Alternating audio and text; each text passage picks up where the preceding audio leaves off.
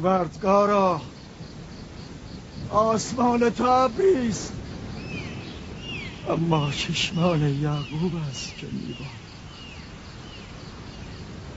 راحیل 11 سال است که منتظر این فرزند میباشد. 11 سال است میشه کنایه زنان فدان را میشنود و تحمل. چقدر به او نازا گفت، چقدر او را عقیم و بی ثمر خواندند.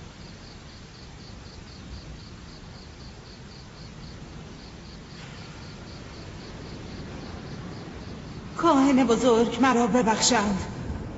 امشب برای یعقوب و خاندانش خوابها دیدم. مرا تنها بگذارید.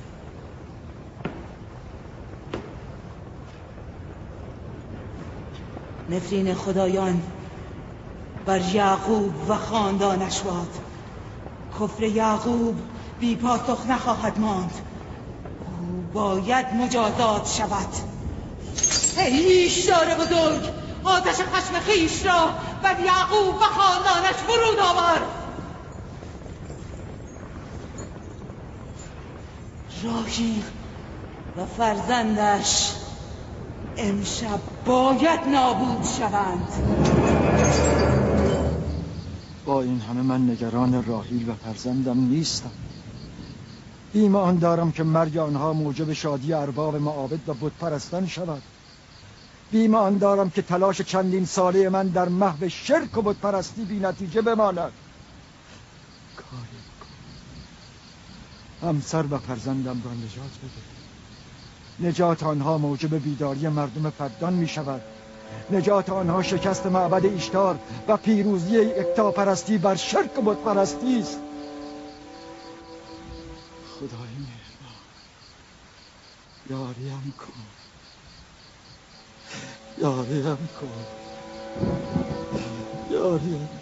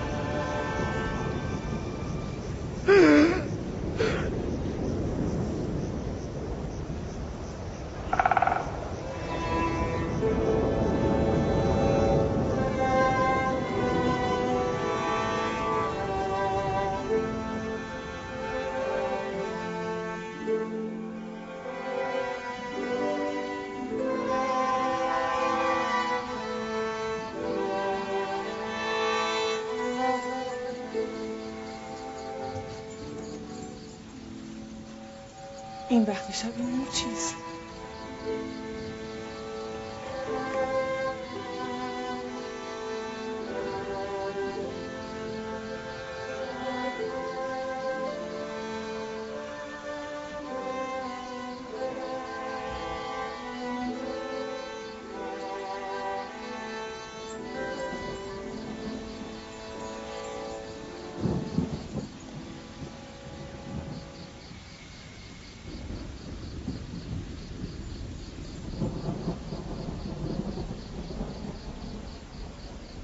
راحیل به هوش آمد.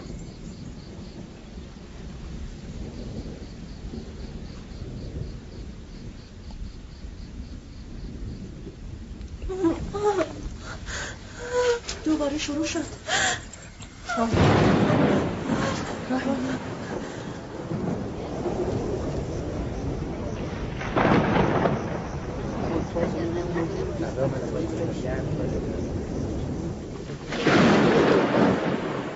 یعنی میخواهد باران ببارد؟ گمان میکنم آسمان میخواهد به حال راحیل بگرید. آستان خشم خدایان است. تندر خشم خدایان فرود خواهد آمد. یعقوب و خاندانش مجازات خواهند شد. ای ایشدار بزرگ، از حریم خدایان دفاع کن. آتش خشمت را بر خاندان یعقوب فرود آور.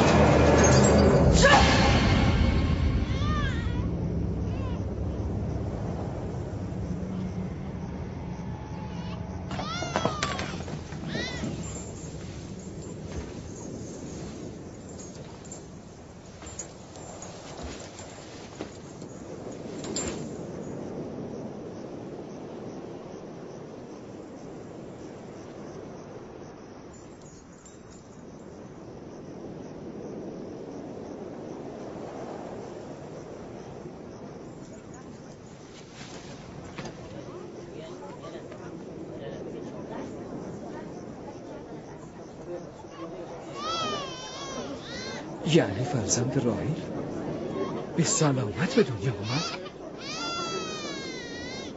پس نفرین ایشتار، جادوی ایستر.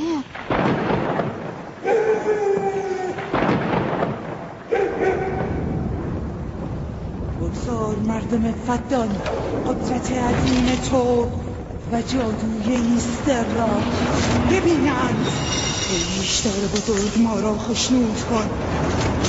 بگذار تا دوستان تو ضعف و زبونی خدای یعقوب را ببینند.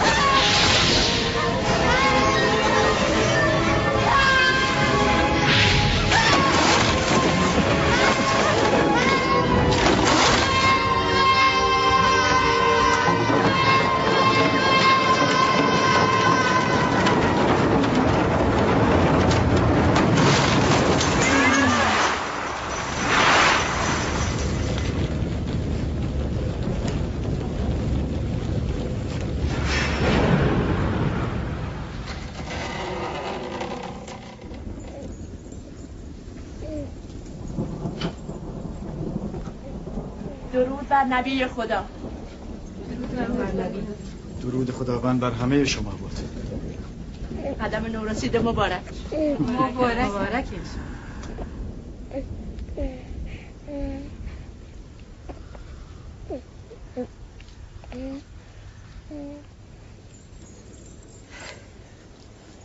خداوند را به خاطر الطافش سپاس میگویم و از او برای تو و فرزندمان طلب خیر و برکت میکنم. 11 سال در انتظار تو بودیم. چرا این همه دیر؟ نمیپرسید فرزندتان پسر است یا دختر؟ یوسف اسم پسر است یا دختر؟ از کجا دانستید؟ چه کسی به شما گفت؟ همان که ساعتی پیش مژده ورودش را به من داد.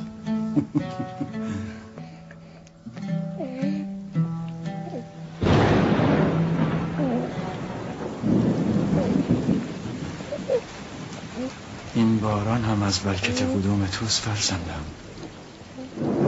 خوش آمدی.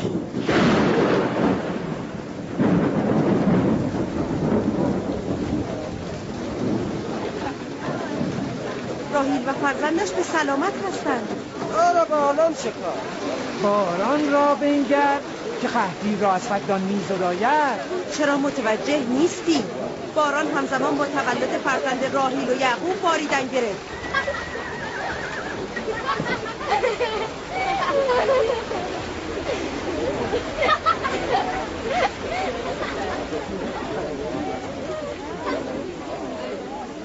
یعنی راحیل و فرزندش سلامت هستن؟ آری، میبینی که چه کودک خوشیومن و مبارکی است.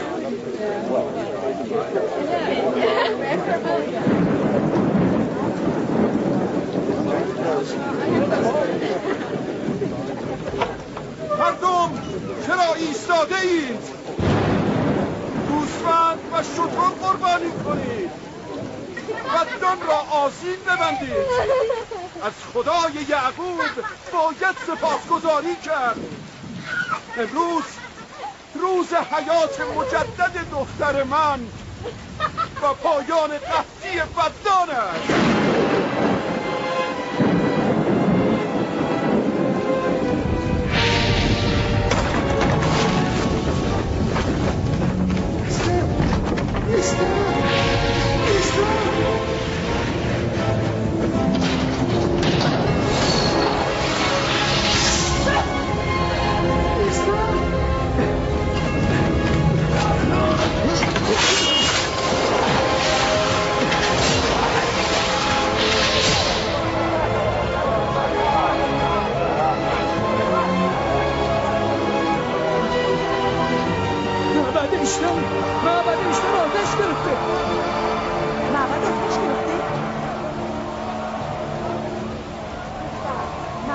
عالی جناب، معبد ایشتار آتش گرفته. گفتی چه شده؟ معبد ایشتار آتش گرفته.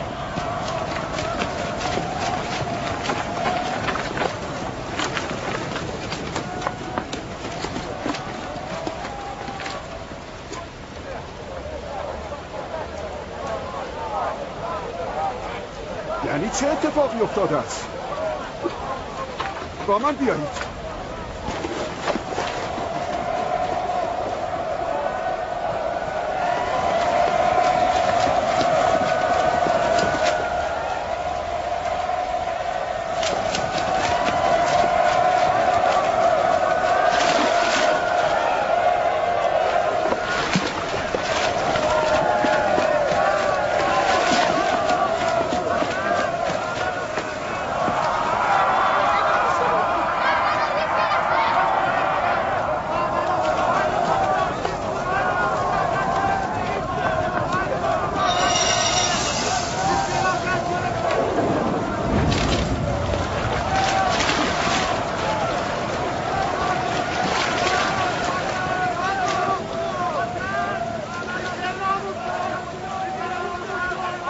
باران که همه چیز را میشوید و خاموش میکند، چرا بر آتش معبد اثر نمیگذارد؟ این عجیب نیست؟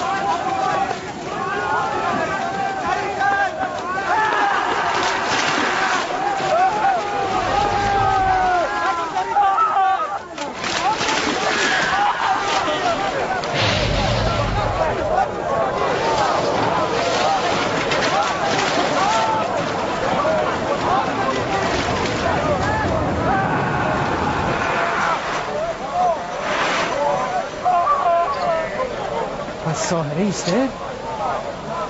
اون در میان شعله های آتش بود، نتوانستیم نجاتش دهیم. ساحره سو، ساحره ایستر سو.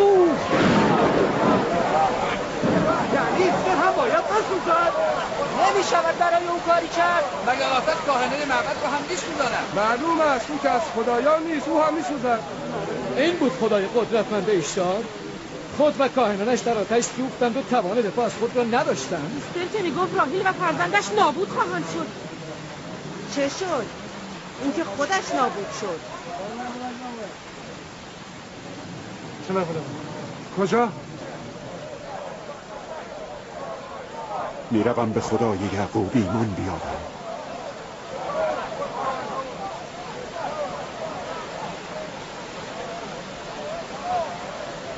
شما که میگفتید یعقوب عامل بدبختی و نابودی مردم فدان شده است، ولی به عکس فرزند یعقوب مایه نزول باران و خیر و برکت برای ما شده است.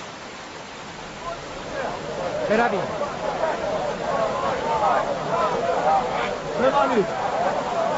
کجا میروید؟ بمانید، از آیین نیاکان خود دفاع کنید. بمانید. کجا میروید؟ معبد در حال سوختن است. بیشتر نابود میشود. کاهن بزرگ میسوزد. برگردید. کجا میروید؟ آتش معبد باید خاموش شود. بیشتر نمیشه بدهید. خاموش کنید.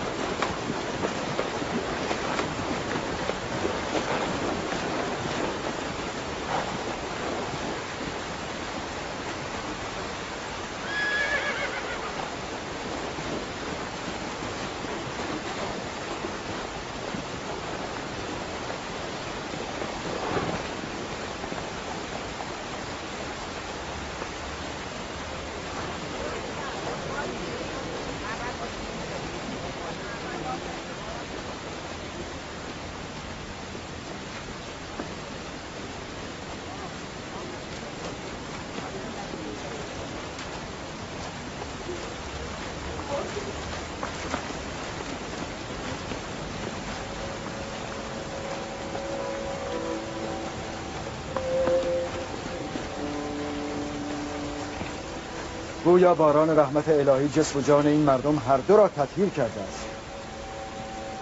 به یمن قدوم فرزند شما باران به فدان می‌بارد. او را به ما نشان نمی‌دهید؟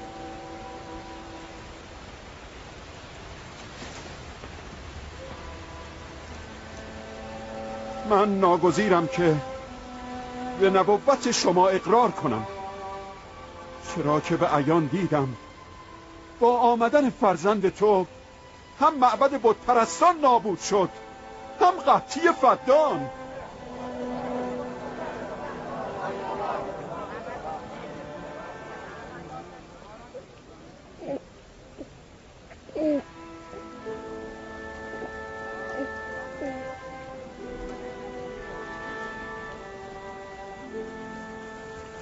قدوم یوسف مبارک است، اما آن که معبد اشتار را نابود کرده و باران بر فدان نازل نموده خدای من است، خداوند یکتا. نمیخواهید او را ببینید؟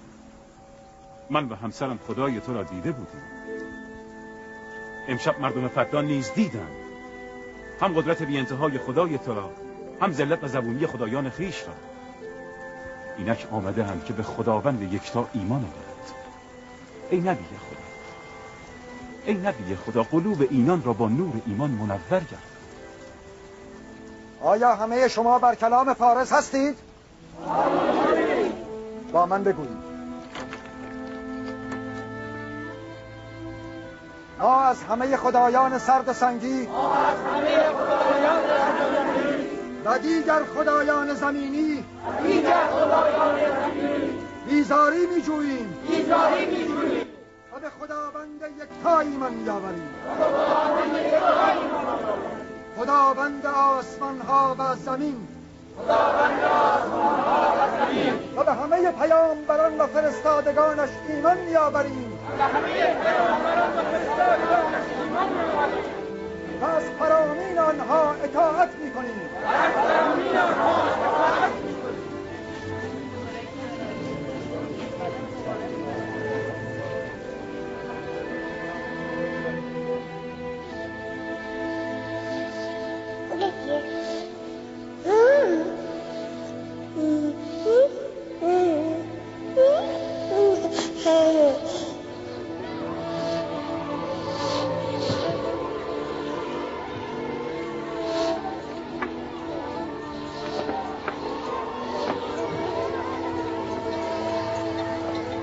پنج سال از نزول خشم خداوند بر زیگورات اشتار می‌گذرد و 5 سال است که درهای نعمت خداوند بر روی مردم فدان آرام گشوده شده.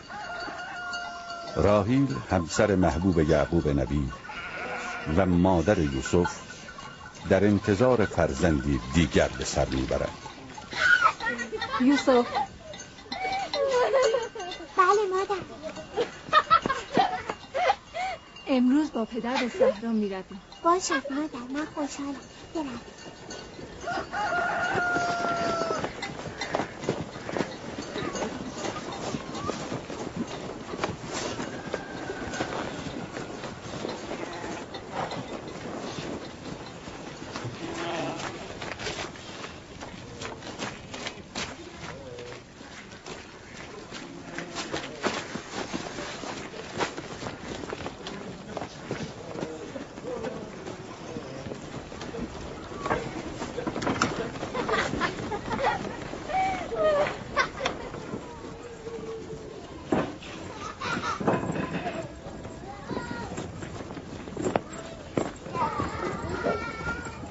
که از یعقوب فرزندی نداشت محبوبه او بود. اکنون که دیگر هیچ. من و زلفا کنیزیم و لیاقت گشت و گذار با یعقوب نبی را نداریم. مادرت لیا چه؟ شاید کار دارد، شاید هم علاقه به گشت و گذار در صحرا ندارد. چه میدانم؟ و شاید پدرت جز راحیل کسی را دوست ندارد.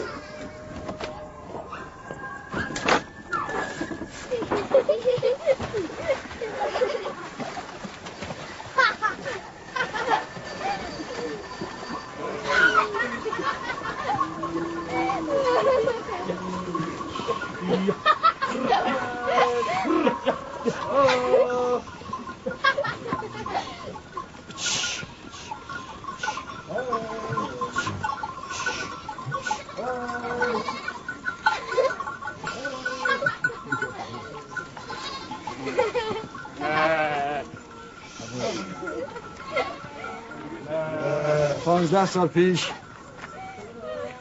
اولین ملاقات من و شما کنار این چاه بود. من آن روز فهمیدم که شما پسر عمه من هستید. و من فهمیدم شما دختر دایی من هستید. آغاز عشق و علاقه ما به یکدیگر از همان روز بود. پدرم اسحاق و مادرم رفقه مرا به سوی تو هدایت کردند. برویم بچه ها رفتن.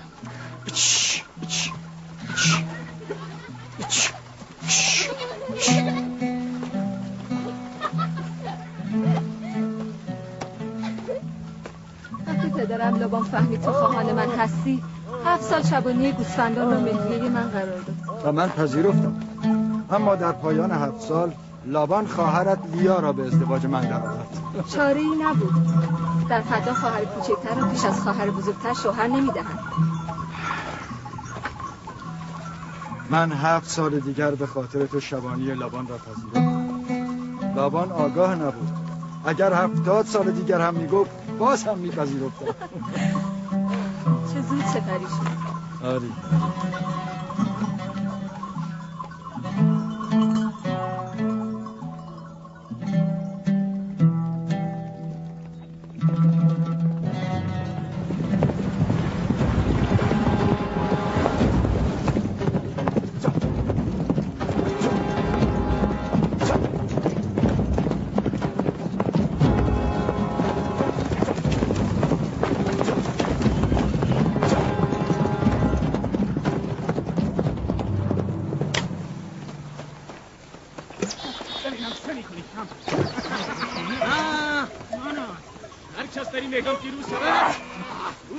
قصد دارم به زودی به زادگاه هم کنعان بازگردم.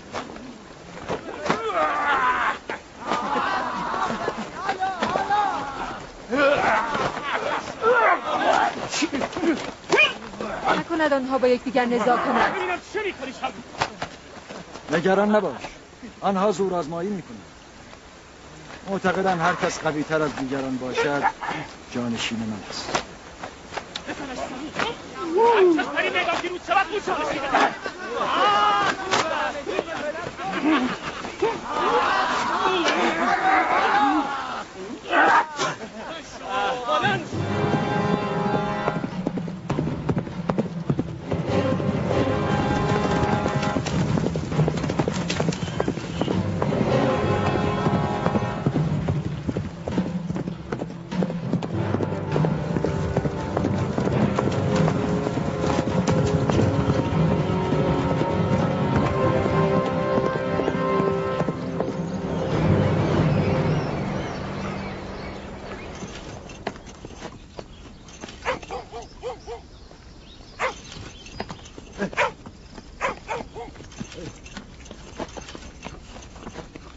یعقوب نبی را میشناسی؟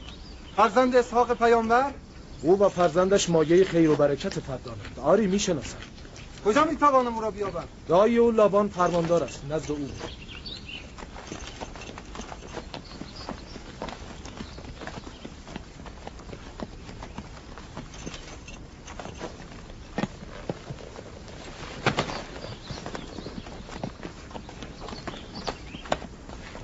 چه میخواهی؟ یکی از کنعان هستم. با جناب فرماندار کار دارم. دنبال من.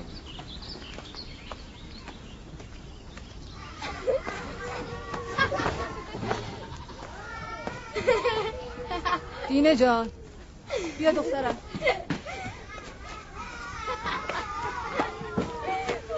با یوسف بازی کن تا مادرت رو یاری کنه. باشه باشه.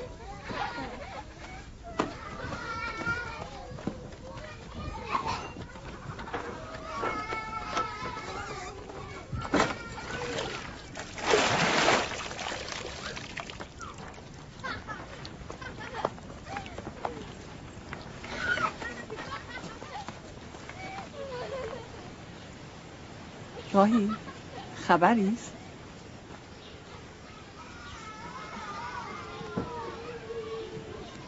مبارک است. نبی خدا هم خبر داره؟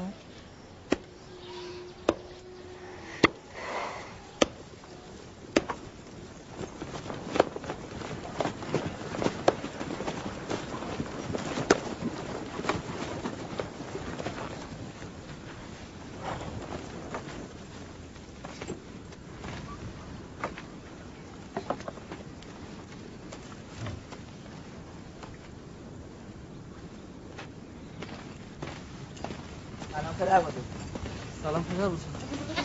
سلام پدر بزرگ. سلام پدر. خوش آمدی. سلام. چه شده یادی از ما کردی؟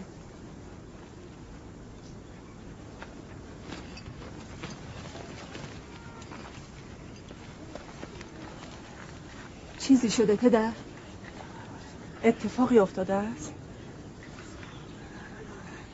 آن مرد که میبینید از کنعان آمده و خبرهای خوبی برای ما ندارد. یعقوب کجاست؟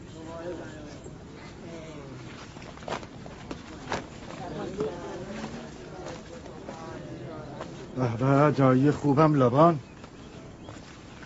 چه شده؟ راه گم کرده ای؟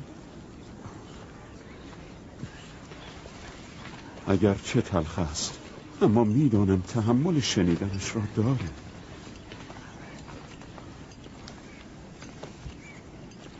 چرا حرف نمیزنی؟ پدرت اسحاق نبی دار فانی را ودا گفته.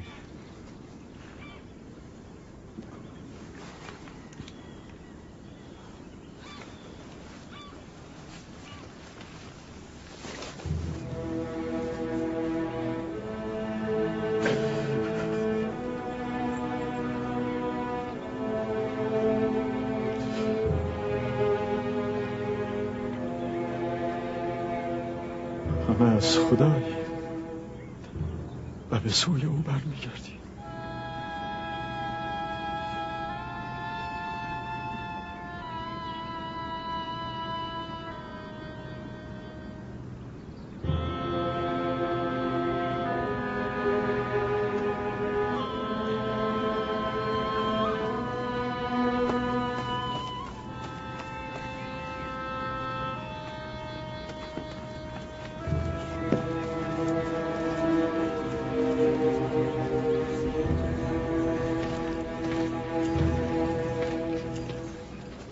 تصمیم شما چیست پیامبر خدا؟ بعد از اسحاق نبی رسالت مردم کنعان بر عهده یعقوب نبی است. خواهرتان فائقه گفتند این رسالت را به شما ابلاغ کنم. یعنی باید بروید؟ مرگ حقیقتی است که همه را در بر میگیرد و هیچ کس را از آن گریزی نیست، حتی اولیا و انبیای الهی. از همدردی همه شما سپاسگزارم و از خداوند برای خود طلب صبر و بردباری میکنم. ای نبی خدا، اگر ما عهد کنیم که از فرامین شما اطاعت کنیم، آیا در فدان خواهید ماند؟ من مردم فدان را دوست دارم و ترک شما برایم سخت است. این به اراده من نیست. من به خواست خود نمی روم که به خواست خود بمانم.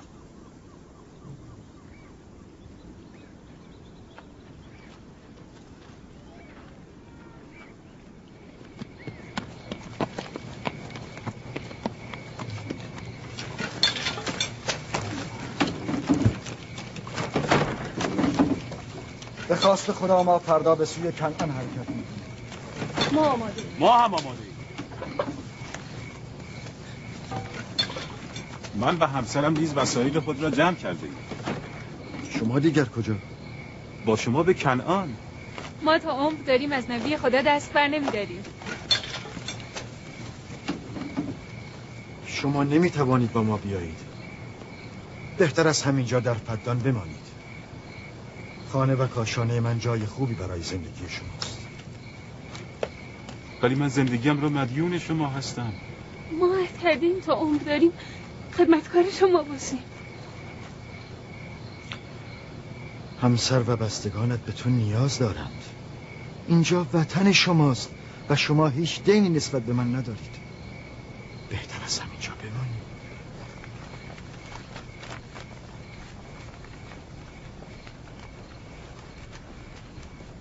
خداوند را سپاسگزارم که به ما نور هدایت ارزانی داشت. من سالها با شما زندگی کردم. در غم و شادی شما شریک بودم. از اینکه شما را ترک می کنم غمگین هستم. شما روزی بت پرست بودید. خداوند یکتا نور ایمان بر قلب‌های شما جاری ساخت و شما بت‌های خود را دور انداختید و خدای یکتا را برگزیدید. قدر ایمان و دعوت الهی را بدانید. مبادا تاریکی کفر و جهل را جایگزین نور الهی کنید. یعقوب باشد یا نباشد، خداوند یکتا ناظر بر اعمال و افکار شماست. خدا نگهدار همه شما.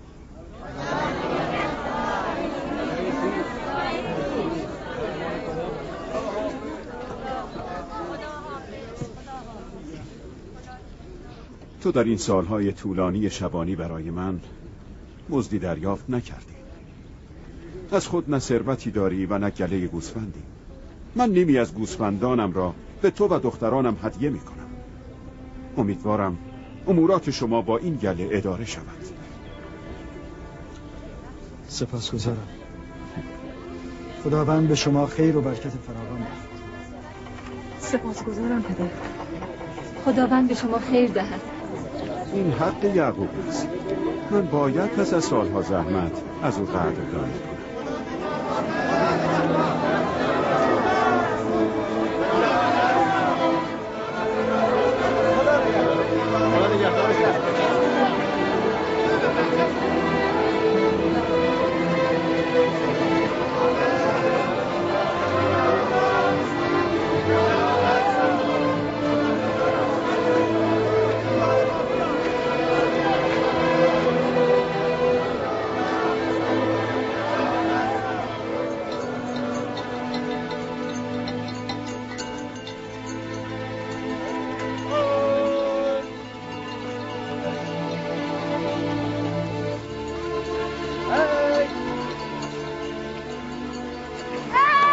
نگهدار همه شما.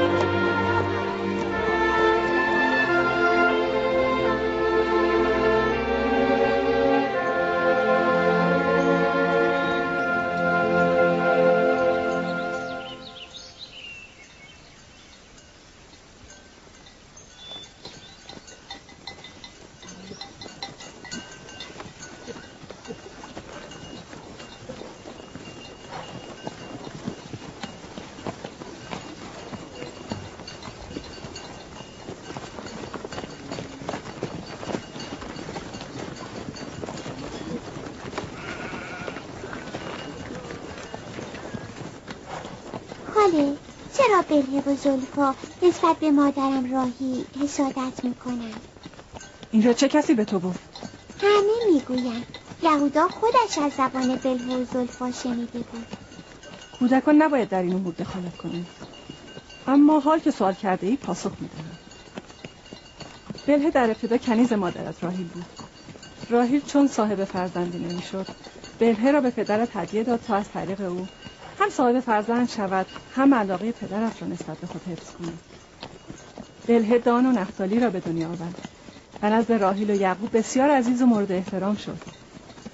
حال طبیعی است که با به دنیا آمدن تو بلهه فکر کند که دیگر آن جایگاه سابق را ندارد و همین موجب حسادت او شده باشد. آیا زلفا کنیز شما بوده؟ آری. پس از اقدام راحیل من نیز کنیز خود زلفا را به پدرت هدیه دادم. نمیخواستم در جلب محبت پدرت راحیل بر من پیشی بگیرد. زلفا نیز جاد و عشیر را به دنیا آورد.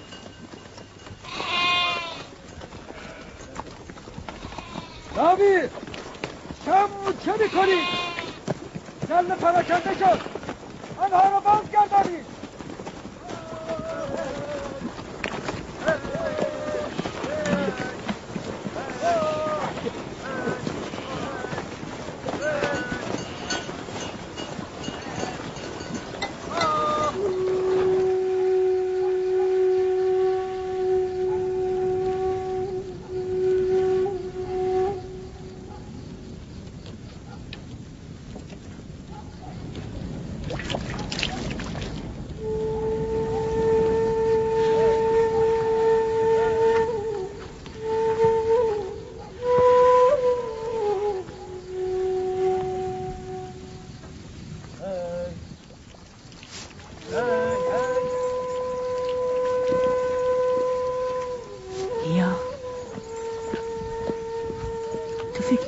که یعقوب بیش از حد جایگاه راحیل را عزیز می‌دارد؟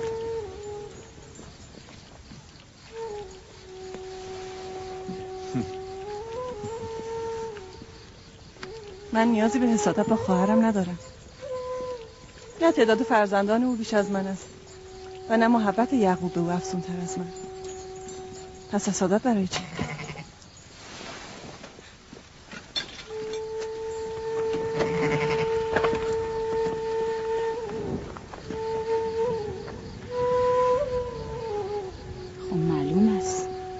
که رأی خواهرش را به ما نخواهد داد.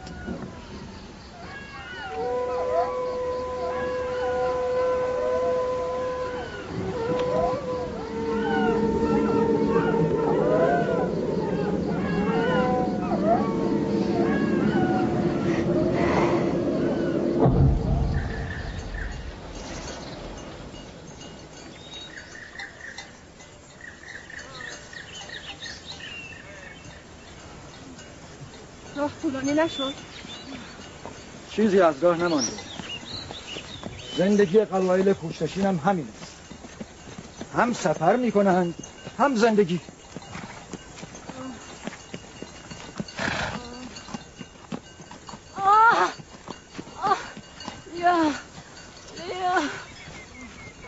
تا کنعان چقدر راه است؟ تقریبا 3 فرسنگ. میتوانی تحمل کنی؟ نمیتوانم.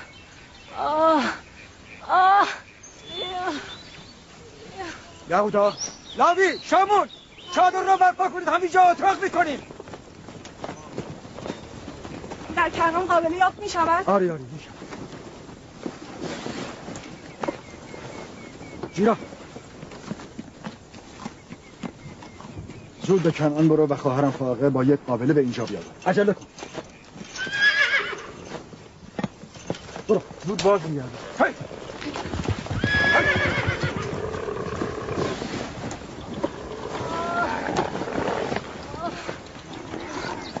بیا تحمل کن خواهرم. راهی کمک کن. آرام مواظب.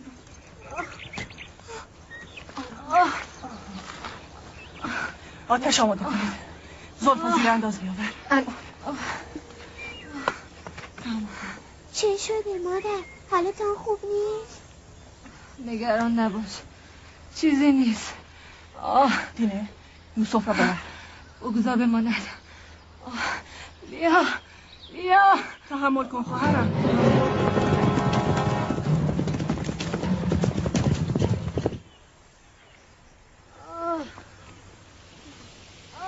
مادر نخوایم کن.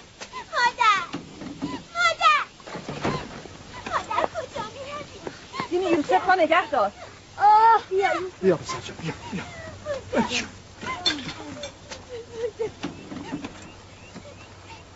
چه شده پسرم؟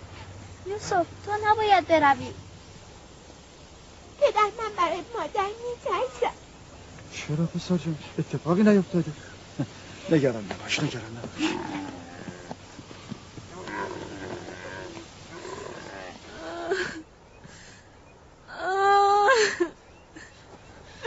خداوند به او رحم کند. زایمان پیشین او نیست سخت. چیزی نمونده بود که از دست برود. به یعقوب بگویید دعا کند.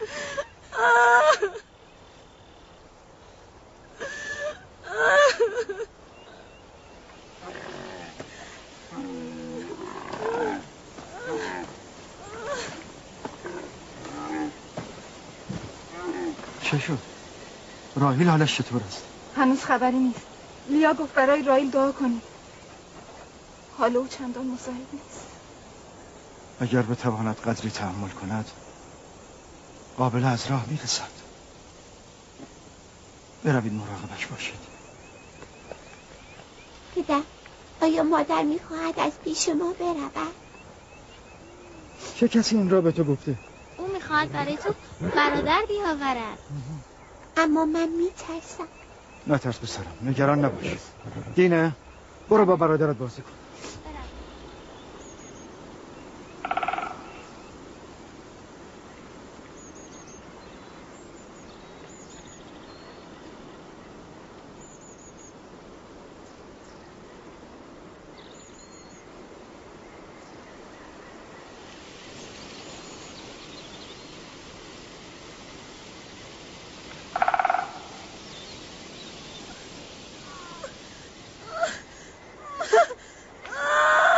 اگر این بار هم چون زایمان پیشین باشد خداوند به او رحم کند. مشکل بتواند جان سالم به در ببرد. نمیتوانی نفوس بد نزنی؟ جغد شوم.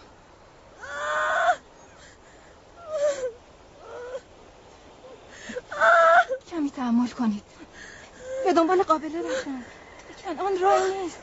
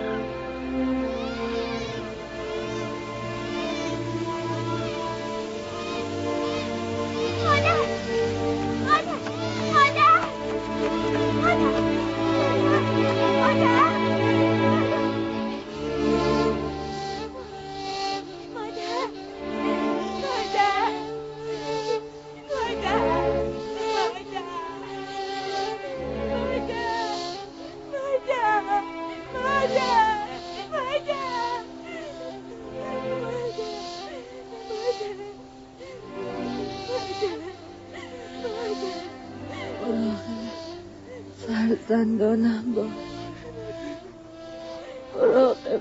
فرزندانم باش.